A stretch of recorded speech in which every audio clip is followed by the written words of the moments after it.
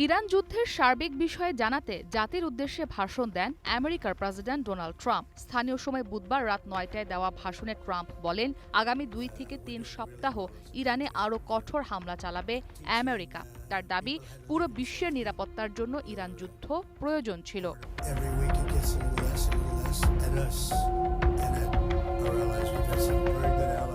White হাউসে দেওয়া ভাষণে ট্রাম্প বলেন, অত্যন্ত কঠোর আঘাত হেনে ইরানকে প্রস্তর যুগে ফিরিয়ে নিয়ে যাওয়া হবে, যেখানে তাদের থাকার কথা। এ সময় ইরানের সঙ্গে আলোচনা চলমান রয়েছে বলেও দাবি করেন তিনি। বলেন, ইরানের শাসন পরিবর্তন লক্ষ্য ছিল না। আমেরিকা কখনোই শাসন পরিবর্তনের কথা বলেনি, কিন্তু তাদের সব শীর্ষ নেতার মৃত্যুর কারণে বাস্তবে শাসন পরিবর্তন হয়ে গেছে।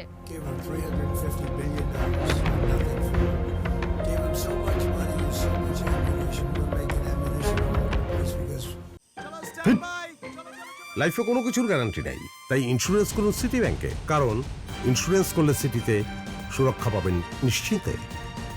ইরানের নৌবাহিনী, বিমান বাহিনী ধ্বংস হয়ে গেছে দাবি করে ট্রাম্প বলেন, ইরানের ক্ষেপণাস্ত্র উৎক্ষেপণ ও ড্রোন হামলার সক্ষমতা নাটকীয়ভাবে ক্ষতিগ্রস্ত হয়েছে। এরপর ইরান যুদ্ধে অংশ নেওয়া মিত্রদেশ, বিশেষ করে ইসরায়েল ও উপসাগরীয় অঞ্চলের দেশগুলোকে ধন্যবাদ জানান তিনি। বলেন, অনেক দেশের ওপর ইরান হামলা চালিয়েছে। এতে স্পষ্ট যে ইরানের কাছে কখনোই পারমাণবিক অস্ত্র থাকা উচিত নয়।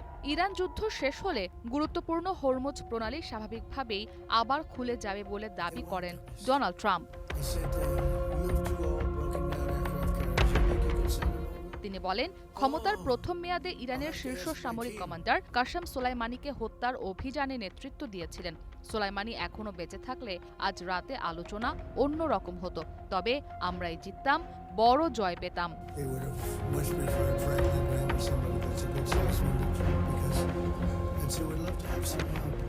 জাতির উদ্দেশ্যে দেওয়া ভাষণে গত ৪৭ বছরে ইরানের সন্ত্রাসী হামলার তালিকা দেন ডোনাল্ড ট্রাম্প। ইরানের সরকারে থাকা ব্যক্তিদের প্রতারক ও খুনি অভিহিত করেন তিনি।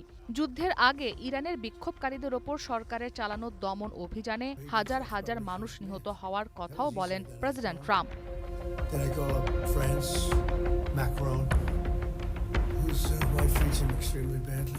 আমেরিকার শিশু ও ভবিষ্যৎ প্রজন্মের জন্য এই যুদ্ধ সফল বিনিয়োগ বলে দাবি করেন ট্রাম্প। বলেন, আমেরিকানরা আর ইরানের হুমকিতে নেই, তাদের পরমাণু আতঙ্ক নেই। আমেরিকা আগের যে কোনো সময়ের চেয়ে বেশি নিরাপদ, শক্তিশালী হবে।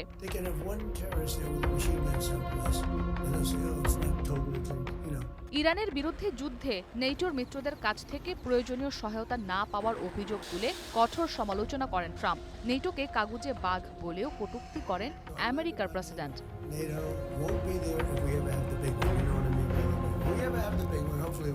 ইসরাত মুক্তি, ওয়ান ইন্টারন্যাশনাল ডেস্ক।